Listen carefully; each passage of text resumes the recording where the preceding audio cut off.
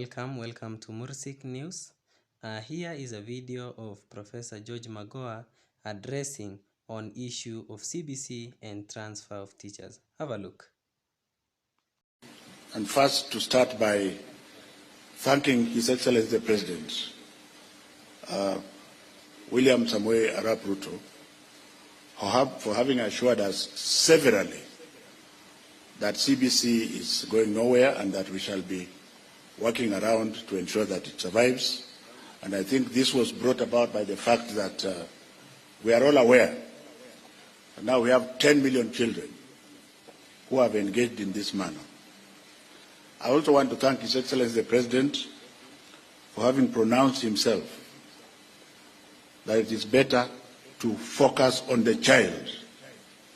And my first charge to the members of the committee is that for whatever decisions that you are going to make, the constant shall be the child. And if you do so, Your Excellency, this very eminent Presidential Working Party will succeed without prejudice.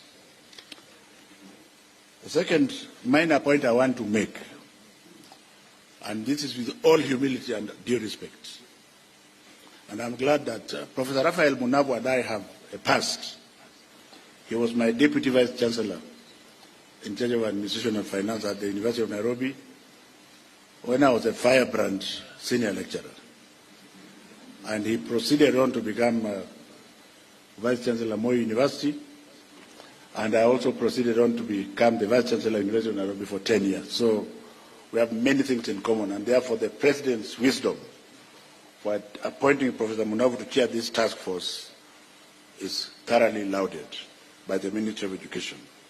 The reason is this: when you are doing an experiment, you don't start doing an experiment whose answer you already know.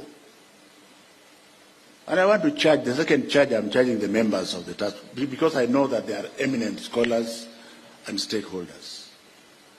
In order to assist His Excellency the President in doing what he has to do, more specifically with the basic education sector, can we go into the unknown, get results, analyze them, and take them to him? Don't start from an answered point of view, where now you are working from what you want to bring to him. You shall not have helped him.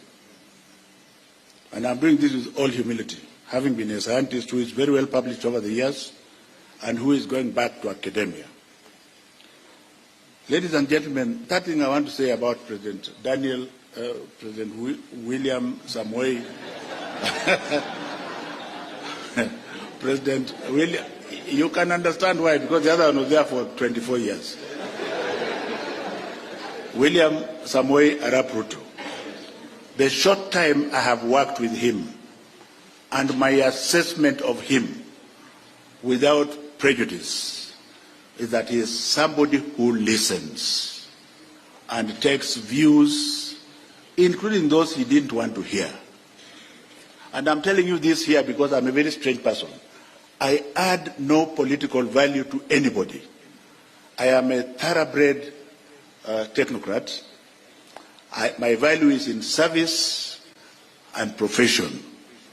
So I'm free to talk the way I talk, because I have no political value to add.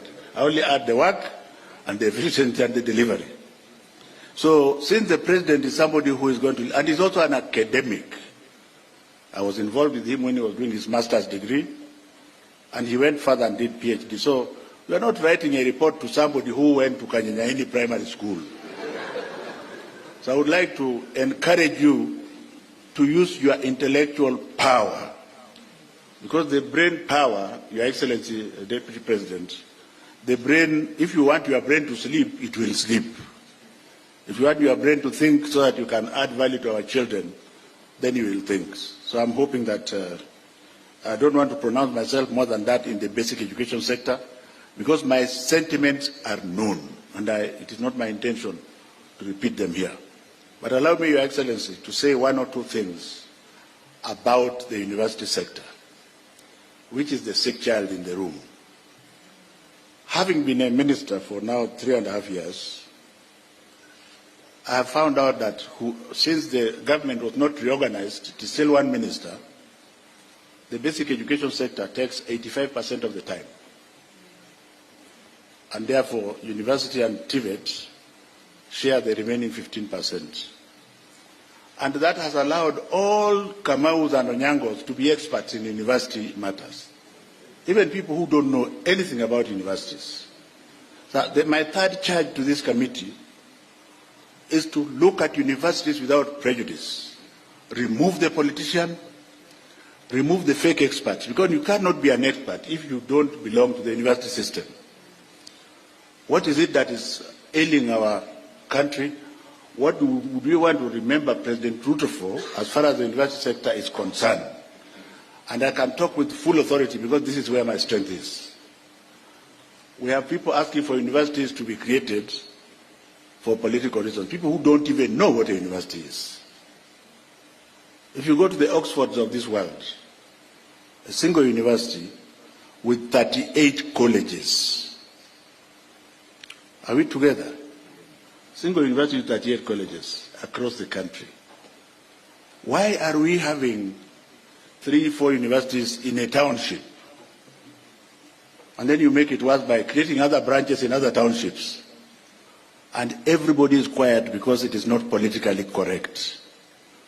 I think His Excellency President William Samoei Ruto has given you the opportunity as the technocrats to pronounce yourself on this matter.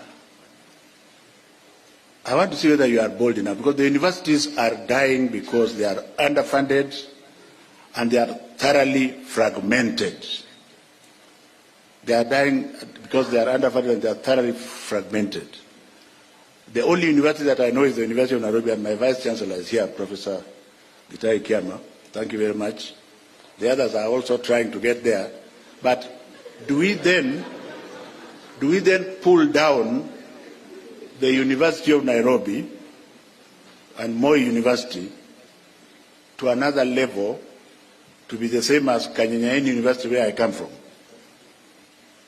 So if you are bold enough, you might give His Excellency the President good enough advice. If you are politically correct, you will just be a statistic. And I think it is good for me to say so, Professor Munavo, because you are a university person, but I don't know whether you are still bold enough. Because what the President wants, as I end, Your Excellency, I have always believed when I was the Vice Chancellor, that my best advisors were the ones who told me things I didn't want to hear. So when I'm sleeping and I wake up at 4 o'clock and I reflect, then I find that is the way I'm going to go. When people tell you, yes, sir, this is those are stupid idiots, because when the brain is thinking, then you must differ, isn't it? As intellectuals, you must differ. So I think the President has given you an opportunity to reform the university sector. A lot of investment, finally, Your Excellency, has been put in the TVET sector.